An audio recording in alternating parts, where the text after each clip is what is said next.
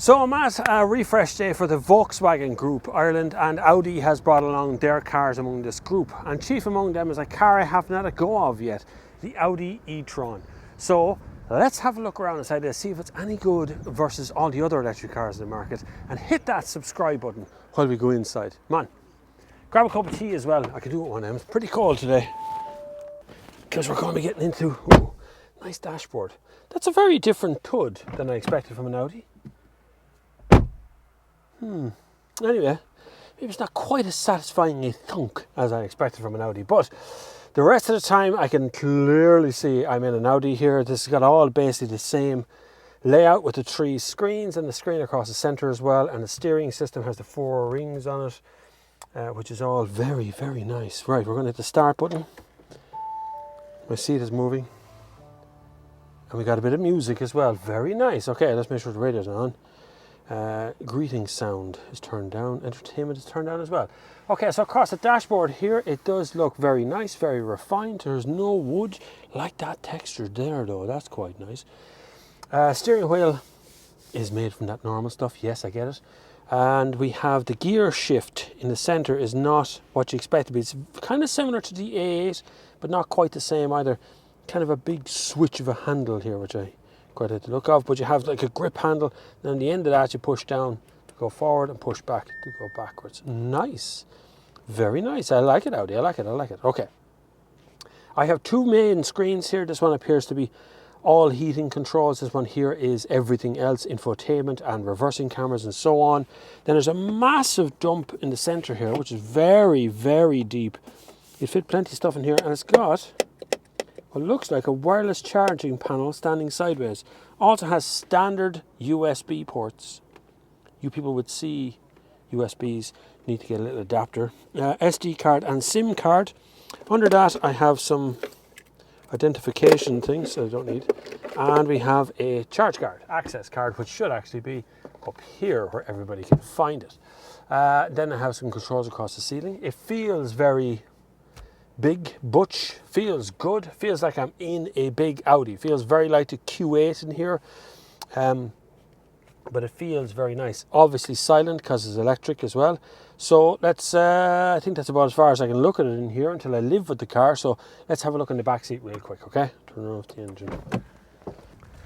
Yeah, back seat. Okay, so that's a better thunk, Audi. This is quite dark back here, my first impression, because these are tinted on both sides. Now it's dark outside today as well, so it's not the brightest day I've ever sat in.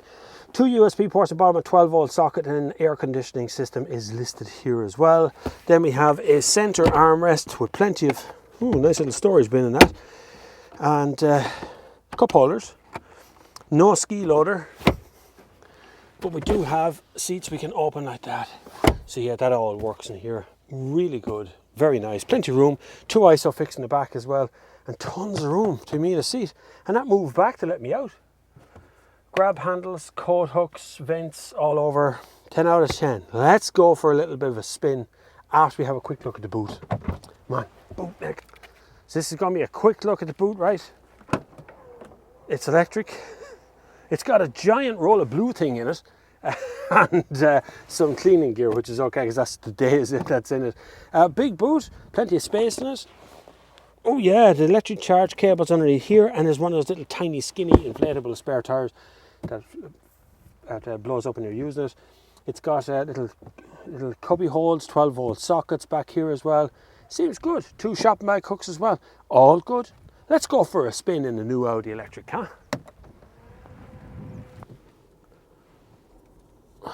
It rained. So just starting up here, pulling that back into that.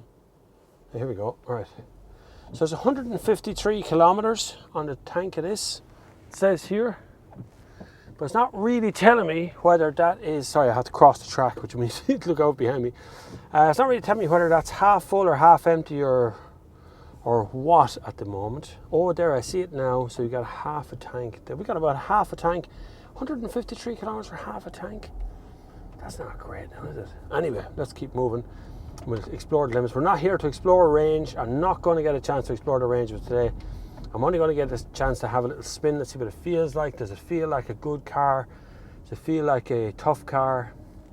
We'll see in a minute, right?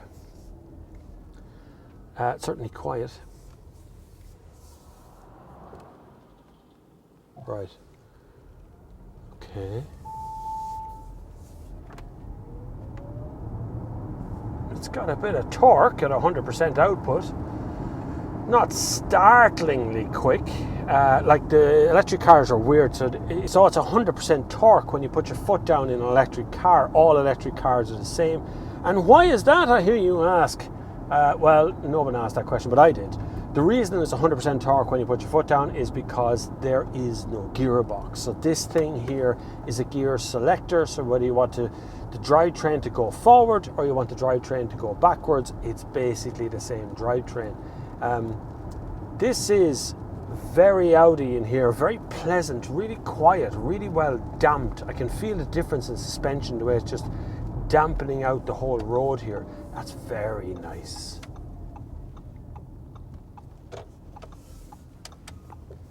Like I say, we're not going to get a big spin in this today. I have a lot of cars I want to test today just to get them under my belt and then meet everybody and stuff. So let's have a quick look at some of the settings here. Is there a fast mode, a performance mode, or any of that sort of stuff?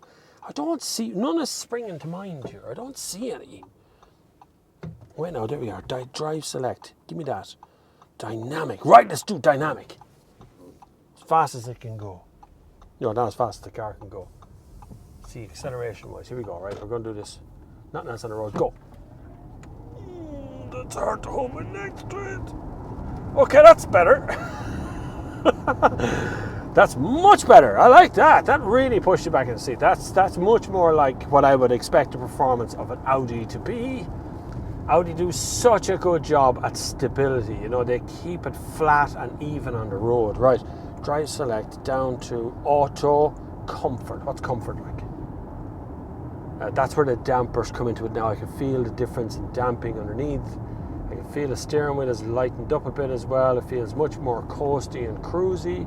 The thing I'd complain about right now is the range. It doesn't seem. It says it's got half a tank, yet has 148 kilometers on the dash. That seems like that's, say 150. That's 300 for a full tank.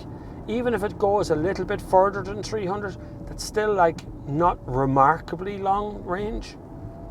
I think the holy grail for electric cars is 600 kilometers. I think once we reach that, we'll be in a better position to talk about electric cars truly replacing a petrol engine car. This is very nice. Audi currently, Volkswagen Group currently, I have on good information, is literally buying up electric battery plants across the world and investing in them and taking ownership and putting on people on the board of management of them. There's a reason behind that. Audi and the group itself can't get enough batteries. There just is not enough batteries for them out there, and they're finding it quite hard to get a hold of them. All car companies are, they're not alone. He who rules the batteries shall rule the electric cars, and that's where young Elon Musk got a bit of a head start over everybody. But I do like this. So far, I would have to live with it, charge it, you know, mess around with it. Driving time is 1 hour and 57 minutes. It says up in the dash. It's very nice. It feels very solid, like a big hunk of Audi, you know. And in that respect, I really appreciate it. We'll see later on in the year when I do have this on a full test. Also coming later on this year will be the Volkswagen ID, which is also battery powered, same sort of system. Skoda's bringing their version, Seat are doing their version. They're all at it. Hopefully you have enjoyed this little review, and this is a very brief look at an Audi E-Tron.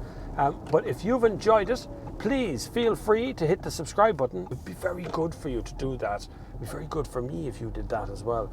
So thank you very much for watching, and until the next time, I will see you on the far side.